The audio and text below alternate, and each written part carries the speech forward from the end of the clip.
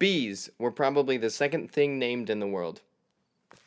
We open in Venice, we next play Verona. Hey, what is up guys, it is Mike, and I was stung by a bee yesterday, and I actually wanted to make a video a long time ago talking about this, but I was kind of waiting to get stung. I wrote about this actually last semester in college. So here's what went down. I have an air conditioner right there, and there's a little gap under it that a bee was just like, hey, what's in here? And he came in, and he landed on my mirror as I was about to take a shower, and I was waiting because I didn't want to kill the bee, so I had like a little cup, and I was just gonna put it on the bee and then put something over the cup and just walk outside and let the bee go. But I went downstairs to get the cup, and when I came back upstairs, the bee was gone, nowhere to be found. So I grabbed my unmentionables from my cabinet. I mean my what are those called? Closets?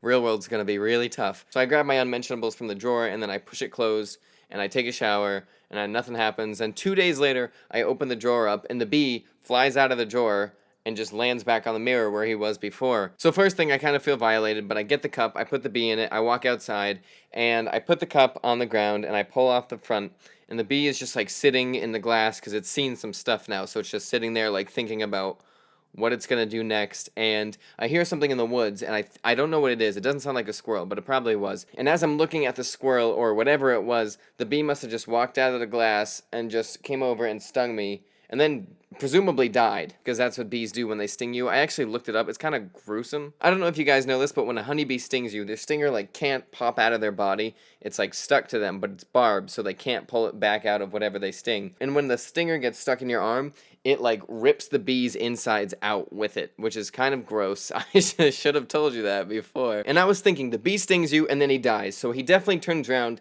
and like wants to see all the damage that he's done to you. And imagine how bad he feels when the person's like, ah, I got stung by a bee, and they just flick the stinger away. So now personally, when I get stung by a bee, I make a huge show of it. I'm like yelling, and I fall on the ground and pretend like to not move, because I want that bee to be like, you're dang right you got too close to the hive.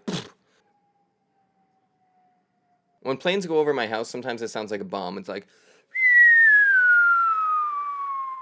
Not that I've ever heard a bomb. Or imagine if you're allergic to bees and you have your EpiPen with you, that bee stings you, turns around to see his work, and you pull out a bigger needle and you stab yourself with it. Like, that bee thinks you are the most hardcore person it's ever seen. I also have an announcement, as you guys can probably see by the title, and that is that I'm going to be changing up my videos. I'm not going to cut the vlogs completely or anything like that, but I do want to make more filmmaking videos. I want to make more type of adventure videos. I've been inspired by a lot of filmmakers, one of the biggest being Casey Neistat, and filmmaking for me isn't really just sitting in my room and talking to you guys for a few minutes every week, although I love doing that. I want to do some other stuff too, share some more ideas with you, and it should be fun. So that'll be starting next week. I don't know the ratio of vlogs to other types of videos, but we'll figure it out as we go.